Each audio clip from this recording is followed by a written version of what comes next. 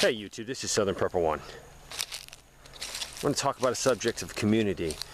Someone in the last video said they probably can't form a community until way after SHTF. I think to survive what's coming, you have to have a community right now. You have to have all those specialized skills working together, moving the community forward. And it's a huge array of skills. It's just not the guys with the guns. It's just not the farmers. It's the people that can take a lot of food, process it. It's medical personnel that can keep you well.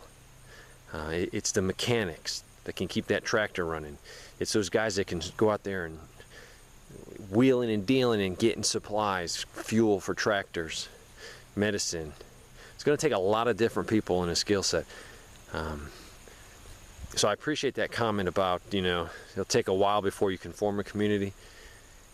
But I'm working on the community right now.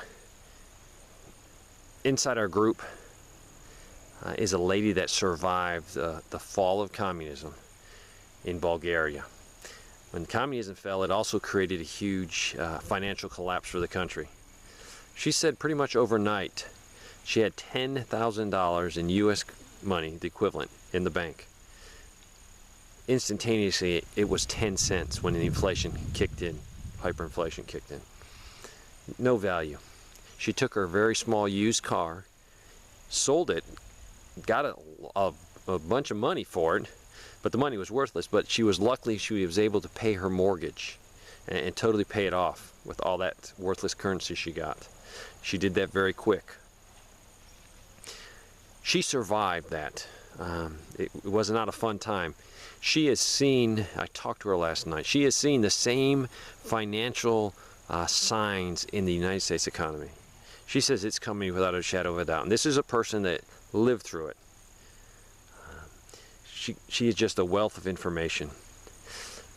She earlier said, not yesterday, but she has a very good job, very respected job in any community, be it in Romania or the United States.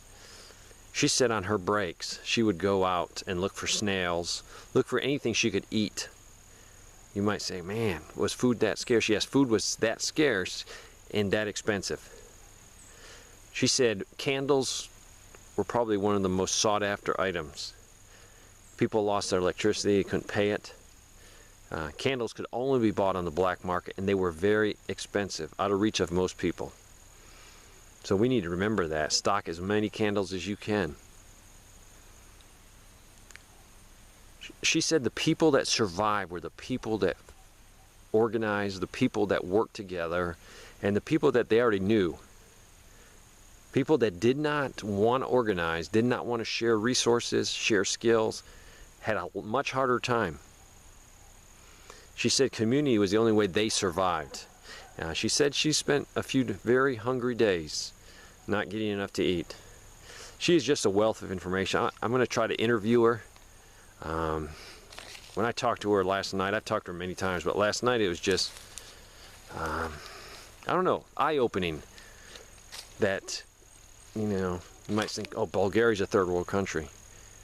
Bulgaria has people in it. Bulgaria had a financial system and a political system collapse. America has people in it. America could have a financial collapse and a political collapse. It's the same thing. Romania was probably better set up because they were already used to a lower living standard than the people of the United States. So I appreciate that comment that she said on the earlier video that we probably couldn't form a community till way after an SHTF. I challenge you, form your community now. Get your friends together. Get neighbors together, and I think it'd be much better. Thanks for watching.